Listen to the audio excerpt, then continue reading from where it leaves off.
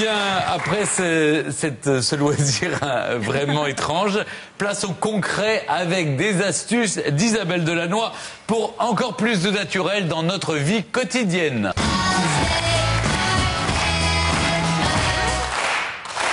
Alors j'ai appris, en discutant avec vous Isabelle, que ce qui est incroyable, j'ai failli en tomber de ma chaise, vous prenez des bains.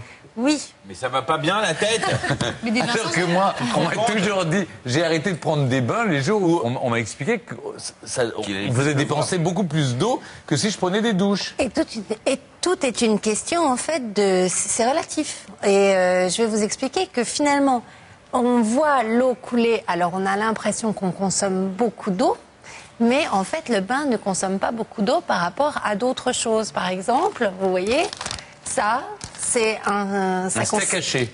L'emballage d'un steak haché. Voilà, ça contenait 2 steaks hachés. Eh bien, un bain, c'est 150 litres d'eau. Un steak haché de 100 grammes, pour le produire, il faut 1300 à 1500 litres d'eau. C'est-à-dire 10 bains. C'est ce que boit la bête, parce que qu'elle soit... On la mange ou pas, elle va boire la même chose, la bête. Donc. Non, c'est une histoire d'alimentation. C'est une histoire d'alimentation. Comment vous pouvez comparer l'eau qui est nécessaire pour la vache et l'eau que nous, on va utiliser pour notre bain? C'est-à-dire que pour produire 100 grammes de bœuf aujourd'hui, on utilise des méthodes de production qui sont extrêmement consommatrices d'eau. Dans le monde, 70% de notre consommation d'eau va à notre production alimentaire. Des patates, ça nécessite 100 litres d'eau pour pousser. Mais un bœuf, c'est beaucoup nourri aujourd'hui au maïs. Et en fait, le maïs, quand vous regardez tous les champs de maïs qu'on a en France, eh bien, plus de 90% de cette surface, ça va à l'alimentation du bétail. Et c'est une culture qui est extrêmement souvent irriguée. Donc il vaut mieux se priver d'un steak et prendre un bon bain, c'est ça? Tout est affaire d'équilibre. C'est-à-dire que je mange moins de bœuf, mais je prends plus de bain. Et au fond, je rééquilibre ma consommation d'eau. Il ne faut pas exagérer non plus. Mais par exemple, moi j'habite Paris, c'est pas une région sèche. Oui, qui souffre de... C'est pas une région qui souffre vraiment de la sécheresse. Si par exemple j'achète mon bœuf qui est avec du maïs qui a été produit dans le sud-ouest, alors que là il y a des problèmes de sécheresse, j'ai un impact encore beaucoup plus fort. Oui. Mais si vous achetez du bœuf qui n'a pas été nourri au maïs, mais à l'herbe. Alors là c'est différent, parce que vous préservez en plus en général les paysages. C'est-à-dire que c'est vraiment une histoire de mode de production. Donc en effet, il faut penser vraiment globalement. Mais chaque fois qu'on nous parle de l'écologie, on nous en parle toujours de façon très culpabilisatrice, en disant coupez l'eau pour vous brosser les dents, arrêtez de prendre des bains, prenez une douche. Et mais c'est vrai, cela dit. Maintenant, on a tous pris l'habitude, quand on se lave les dents, on met de l'eau sur la brosse à dents, on coupe l'eau, on met le dentifrice, on se lave les dents. Mais moi, je me brosse même plus les dents tellement j'ai peur qu'elle me tape dessus après. Non, mais je ne vais pas dire que c'est ridicule. L'eau est précieuse, il faut comprendre que c'est une ressource rare. Ça, et on va pas. C'est l'enjeu de demain, surtout. C'est l'enjeu de demain. Et on ne va pas non plus prendre des bains tous les jours. Ce serait ridicule. Ce serait gaspiller une ressource précieuse. Mais on peut prendre des bains en toute bonne conscience de temps en temps. Un par semaine, par exemple. Un par semaine, c'est très bien. Et en plus, un bain tous les jours, c'est vraiment pas bon pour la peau. Il y a plein de méthodes qui existent, j'espère que vous allez nous en parler, pour consommer moins d'eau. Mais c'est vrai que si on n'a pas d'effort à faire... Voilà, ça se fait tout seul. Alors, justement, regardez-moi ça. Ça, c'est une douche.